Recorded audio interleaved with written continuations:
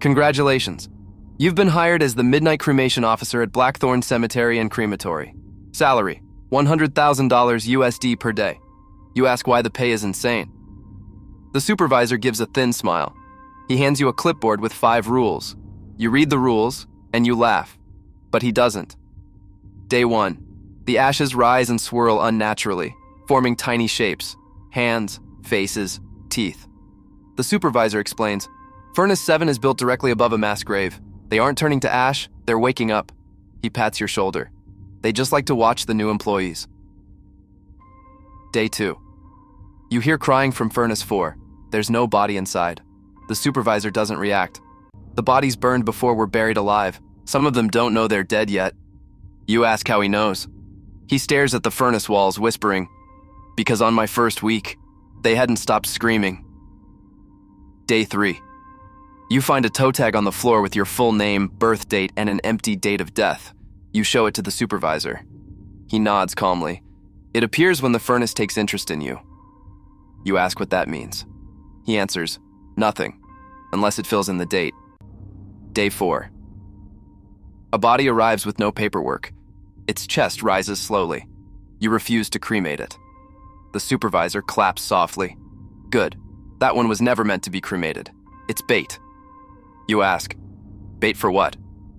He replies, for whatever climbs out of the ground at night. They try to take forms that confuse new workers. You glance back at the table. The corpse is smiling now. Day 5. The carved door. Your name appears carved freshly into the metal of Furnace 7. The supervisor says, it picked you. Try not to answer when it starts calling. You ask why it chooses anyone at all. He replies, because every 7 nights it must be fed something alive. You ask why not him. He looks away. Because I fed it my twin brother years ago. Day 6. You walk past Furnace 7. There's knocking from inside, but the furnace is empty. Then your own voice whispers from the darkness, help me. I'm still burning. The supervisor grabs your arm. Don't respond. It mimics people to lure them inside. You ask, why does it mimic me? He looks sick. Because tonight is the choosing. It copies the soul it wants to take. Day 7. You arrive for your shift. The clipboard is waiting on the table. It shows 1 scheduled cremation. Your full name, your date of death. Tonight.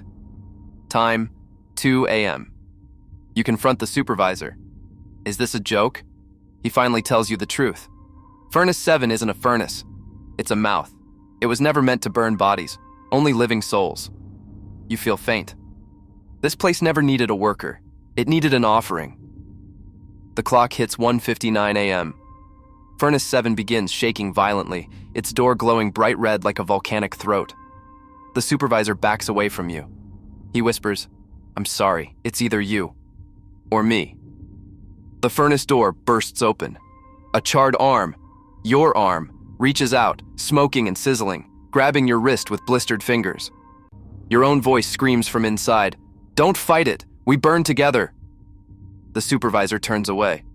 He says the same words they always say when a new worker is taken. Furnace 7 collects its debt every 7 days. The door slams shut.